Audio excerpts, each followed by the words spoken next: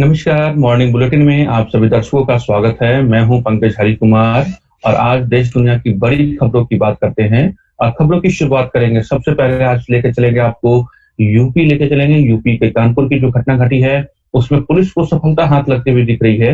हम आपको बताएंगे कि आखिर विकास दुबे कहाँ उसकी जो है वो अ, उसकी जानकारी मिली है और उसके किन-किन जो साथी हैं, उनको यूपी पुलिस ने मार गिराया है। उसके बाद हम लोग जाहिर-सी बात है उसकी चर्चा करेंगे, कोरोना की चर्चा करेंगे। कोरोना को लेके पूरे देश भर में क्या स्थिति बनी है, राज्य भर क्या स्थिति बनी है और इसके बाद हम बताएँगे कि राहुल गांधी ने जिस वेंटिलेटर को लेकर के निशाना साधा है, जिसको बारे में लेकर के सवाल उठाए जा रहे हैं, मोदी सरकार पे भी सवाल उठाए जा रहे हैं, आखिर उसने क्या सफाई दी है? इसके बाद हम बात करेंगे कि प्रधानमंत्री जो है ग्लोबल वीक जो समिट है और उसको संबोधन करेंगे, उसके बारे में आपको डिटेल से बताएँगे। इसके बाद कुछ सियासी बातें करेंगे और फिर आपको लास्ट में हम चर्चा करेंगे, सबसे अंत में चर्चा करेंगे बुलेटिन की, नेपाल की चर्चा करेंगे कि आखिर एक सांसद जो महिला सांसद हैं, उनको क्यों निष्कासित कर दिया गया पार्टी से। क्या उन्हें भारत को समर्थन देने की सजा मिली है? हम इसके बारे में आपको तफसील से बताएंगे। लेकिन सबसे पहले चलते हैं, शुरुआत करते हैं यूपी से और हम आपको बताते हैं कि जो अपराधी है विकास दुबे, वो ऐसा जानकारी आ रही है कि फरीदाबाद मतलब कि आपका जो हरियाणा से सटा हुआ बॉर्डर है, वहाँ जो ऐसा जानकारी आ रही है कि वो अपने रिश्तेदार के यहाँ रुका था और उसके 2 साथियों की भी गिरफ्तार करने की बात अभी तक निकल के आ रही है। हम आपको बताएं कि कानपुर हमले के मुख्य आरोपी गैंगस्टर विकास दुबे से जुड़ी जो खबर आ रही है, उसके मुताबिक उसके साथी प्रभात और अंकुर फरीदाबाद से गिरफ्तार किया गया है। विकास दुबे वे फरीदाबाद के सेक्टर 87 में अपने रिश्तेदार के यहाँ रुका था। विकास दुबे का एक साथी बताया जा रहा है कि गिरफ्तार किया गया है और हरियाणा पुलिस सुबह 11-12 बजे ऐसी उम्मीद जताई जा रही है कि जिसे गिरफ्तार किया गया है, उसको लेकर के एक प्रेस कॉन्फ्रेंस भी कर सकती है। दरअसल विकास दुबे को जहाँ गिरफ्तार किया गया है, उसके बारे में जो खबर आ रही है कि विकास दुबे को हरियाणा में फरीदाबाद के बड़खल चौक पर स्थित श्री सासाराम होटल में देखा गया है। होटल के मालिक के मुताबिक ये माने जो विकास दुबे जो है करीब 12:30 बजे, ये कल की बात है, माने मंगलवार, श्री सासाराम गेस्ट हाउस में अपने एक साथी के साथ आया था। उसने अपना नाम अंकुर बताया था। थोड़ी देर के लिए रूम लेने की बात की थी, लेकिन पहचान पत्र मांगने पर उसने अपनी पैन कार्ड दिखाया था, जो साफ नहीं था। कोई और पहचान पत्र दिखाने को जब बोला गया, तो वो अपने साथी के साथ वापस चला गया। तो ये जो खबर आ रही है, इसमें एक और खबर ये आ रही है कि जो यूपी के हमीरपुर में एसटीएफ उत्तर प्रदेश और स्थानीय पुलिस ने मुठभेड़ में विकास दुबे गैंग के एक साथी अपराधी अमर दुबे को मार गिराया है। जो खबर आ रही है उसके मुताबिक अमर दुबे की तलाश पुलिस को लंबे समय से थी। विकास दुबे के साथ वह कई अपराधों में शामिल रहा है। कानपुर मुठभेड़ के बाद अमर दुबे भी फरार था। कानपुर हमले के बाद अमर ने विकास को वहां से भगाने में मदद की थी, ऐसी जो है वो जानकारी आ रही है। दरअसल अमर दुबे ने पुलिस पर क्रॉस फायरिंग की, जिसके बाद जवाबी कार्रवाई में पुलिस ने उसे ढेर कर दिया है। इस बीच जो खबर आ रही है, वहां पे ये खबर आ रही है कि मतलब कि हमने आपको बताया है और इस बीच आपको मैं बताऊं कि जो एक खबर ये भी है कि जो बिकरूपुर जो चौबेपुर जो थानापुर है, उसके जितने भी पुलिस अधिकारी है, सभी को जो है लाइन हाजिर कर दिया गया है, क्योंकि ऐसी बात निकल के आ रही है और तमाम तरह की बात है कि विकास दुबे को ये पूरे जो थाना में जो है संदिग्ध की तरीके से देखा जा रहा था। यहाँ तमाम पुलिस अधिकारी उनके साथ मिलीभगत की इस आरोप में और पहले से वहां पे जितने भी सर्विलांस है फोन पे लगा दिए गए हैं। लगातार जो है वो पूछताछ की जा रही है, क्योंकि ये समझ में नहीं आ रहा है कि जो ऐसे व्यक्ति जो 60 से ज्यादा बड़े मुकदमे हों और जिसके बाद एक के बाद एक बड़ी घटनाओं को अंजाम दिया गया हो, उसकी जो सूची है, जो मोस्ट वांटेड जो क्रिमिनल्स होते हैं, उसकी सूची में उसका नाम ना होना, लगातार आपको मालूम है कि हम आपको बता चुके हैं कि पुलिस अधिकारियों को धमकी देना, इस तरह की तमाम बातें निकल कर सामने आ रही है। तो उम्मीद है कि जिस तरीके से पुलिस पूरी गहनता से जो है तलाशी अभियान चलाए हुए है, उम्मीद की जानी चाहिए कि पुलिस जो है वो सफलता हाथ लगेगी और विकास दुबे या फिर मारा जाएगा या फिर उसको जिंदा गिरफ्तार कर दिया जाएगा। अब आगे बात करते हैं और आपको बताते हैं कोरोना को लेकर के हम बात करते हैं और कोरोना को लेकर के जो स्थिति आ रही है, जो रफ्तार है, वो बहुत ही डराने वाली है और आपको बताएं कि सिर्फ 5 दिन में 1 लाख नए केस जो है वो सामने आए हैं। और हम आपको बता दें कि देश भर में जो संक्रमण के मामले बढ़कर अभी जो हो चुके हैं वो 7,19,665 हो गए हैं। और जैसा कि मैं आपको बता चुका हूँ कि सिर्फ 5 दिन में जो है वो संक्रमितों की संख्या जो है वो 1 लाख के पार पहुंच गई है।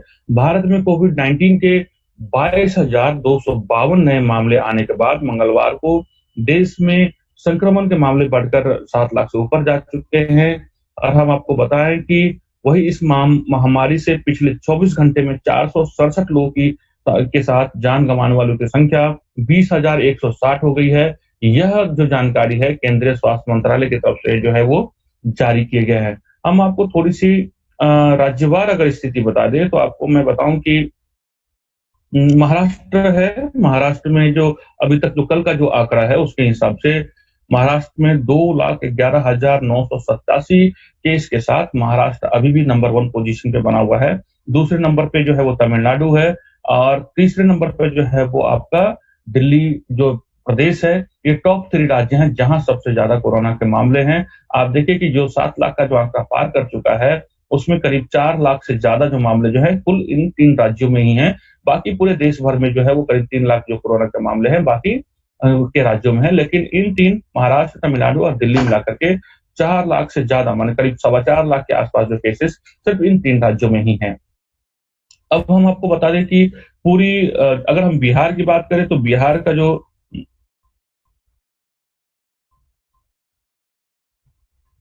जी।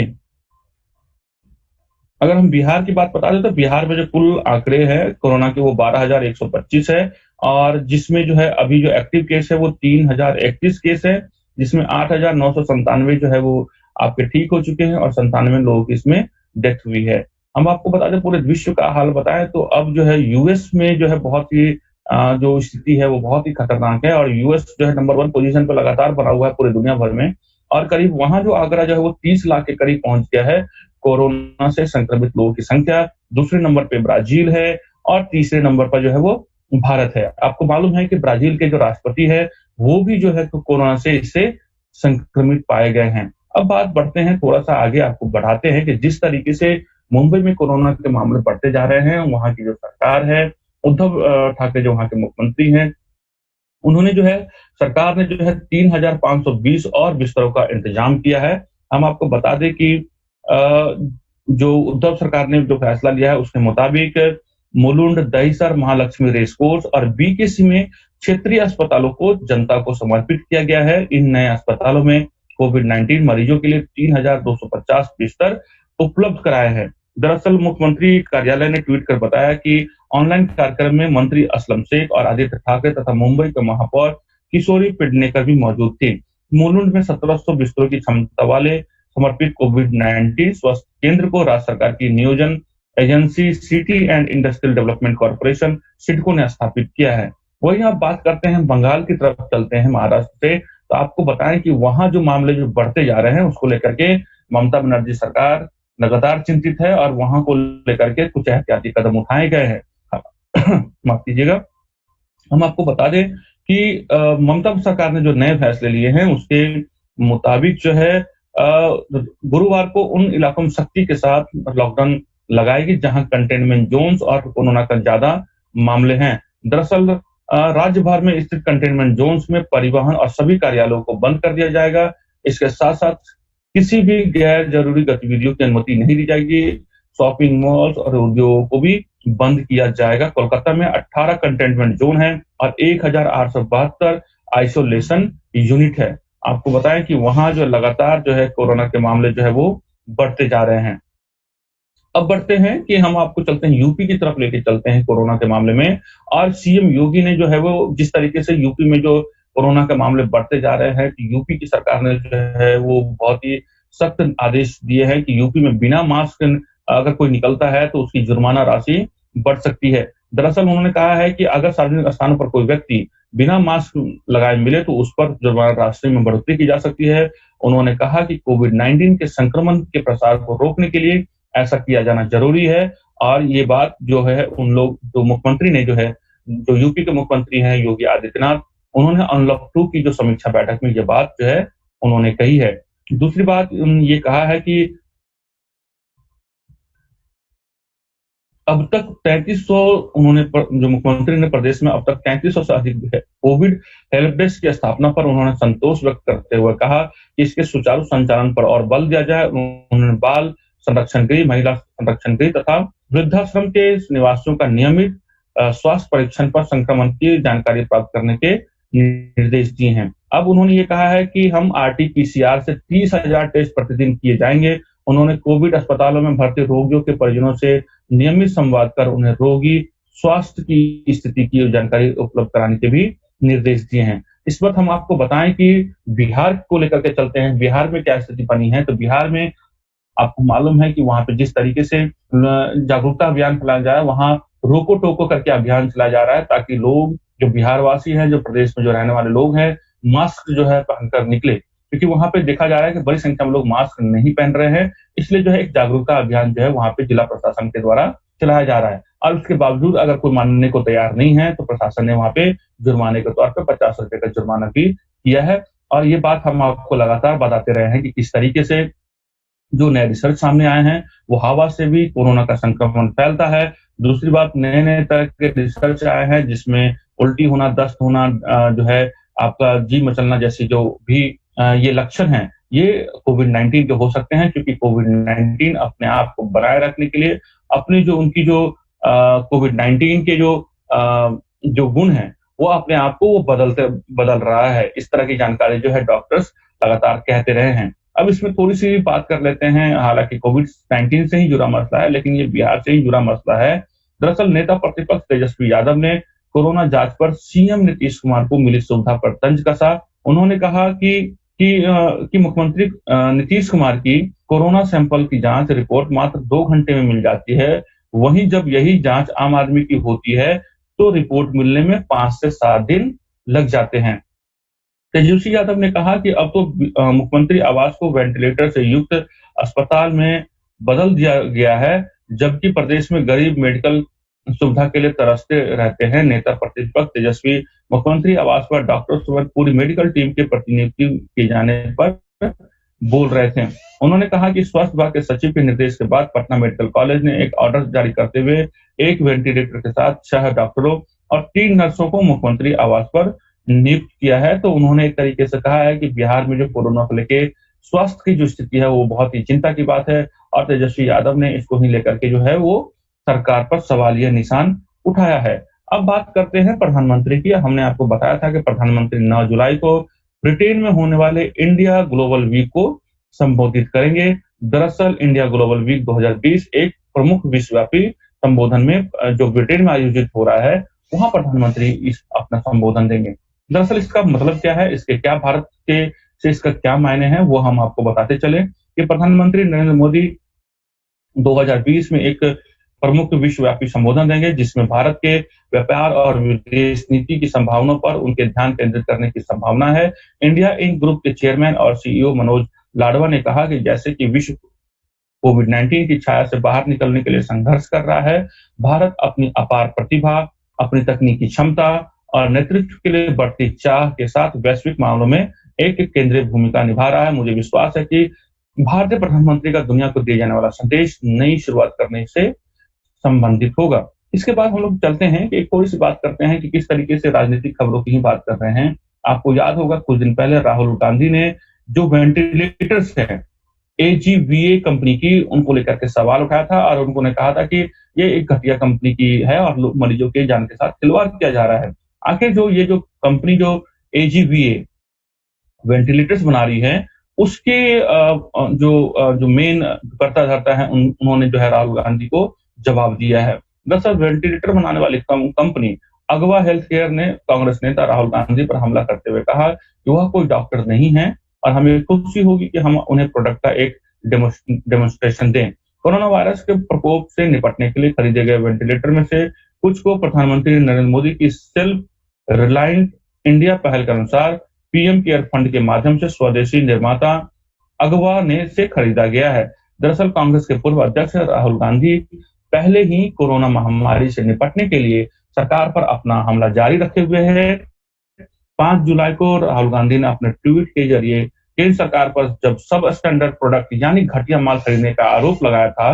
पीएम केयर्स अपारदर्शिता है। एक भारतीयों के जीवन को जोखिम में डालना, दूसरा ये सुनिश्चित करना कि जनता का पैसा घटिया माल खरीदने में लगाया जा रहा है।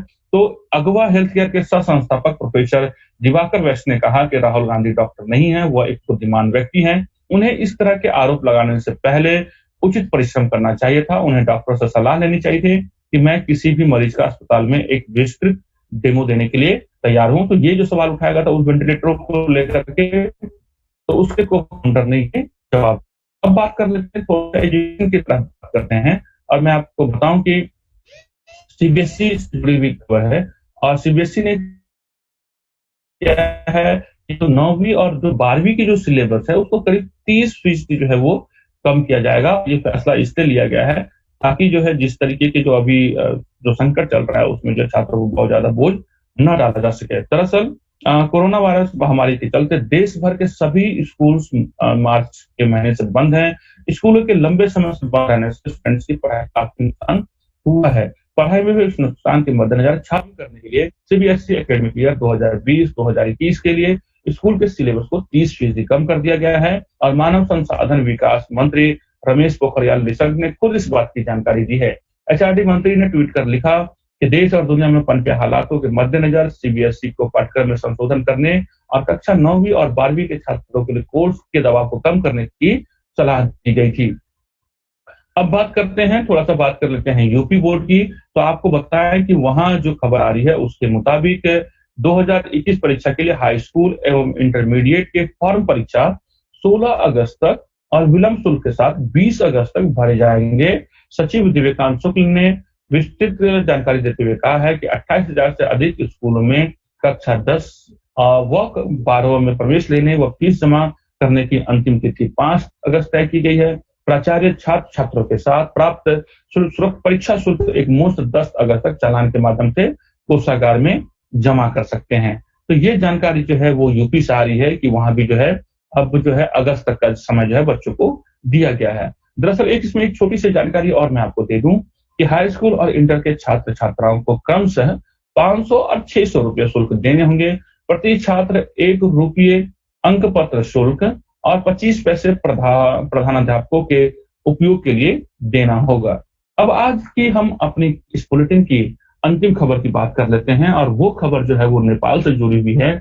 आपको मालूम है कि जो वहां की जो केपी ओली सरकार है लगातार भारत विरोधी गतिविधियों में शामिल रहे हैं, जिसकी वजह से जो है वहां उनकी कुर्सी जो है वो किसी भी वक्त जा सकती है। उनकी कुर्सी पर जो है खतरा मंडरा रहा है। वो अलग अलग हथकंडे अपना रहे हैं वहां अपनी कुर्सी को बचाने के लिए। और ओली की कुर्सी को बचाने के लिए एक तरीके से चीन भी जो है वो कूद पड़ा है, और लगातार जो है वो किसी तरीके से चाहता है कि वहां जो ओली है जो चीन का समर्थन कर रहा है वो लगातार उसकी कुर्सी बची रहे। इसमें जो क्या डेवलपमेंट हुआ है वो हम आपको बताने की कोशिश करते हैं।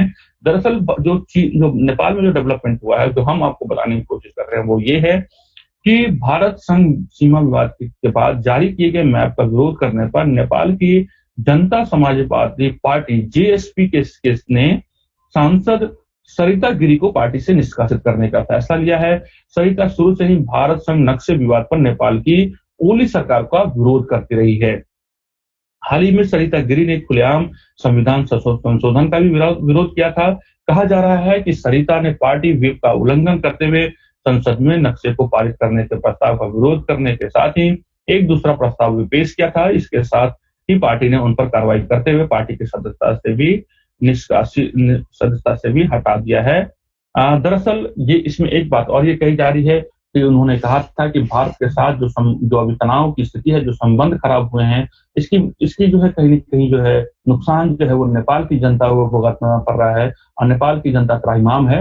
इन तमाम चीजों के तर्क जो है जो नेपाली सांसद है सरिता गिरी उन्होंने अपने पक्ष में ये बात कही थी। तो आज के खबर में बस इतना ही। आपके इस बुलेटिन में देश दुनिया की तमाम वो खबरें जो आपके लिए जरूरी है हमने वो हमारी टीम आपके लिए कड़ी मेहनत के साथ सबमिट कर लाती है। मुझे पंकज हरि कुमार को इस बुलेटिन के लिए इजाजत दीजिए। हम शाम को फिर शानदार बुलेटिन में देश दुनिया की बड़ी खबरों को लेकर के हाजिर होंगे। आज की खबर में बस इतना ही। द इंडिया प्लस न्यूज के तमाम सोशल मीडिया प्लेटफॉर्म यूट्यूब को सब्सक्राइब करना ना भूले। मुझे इजाजत दीजिए। नमस्कार।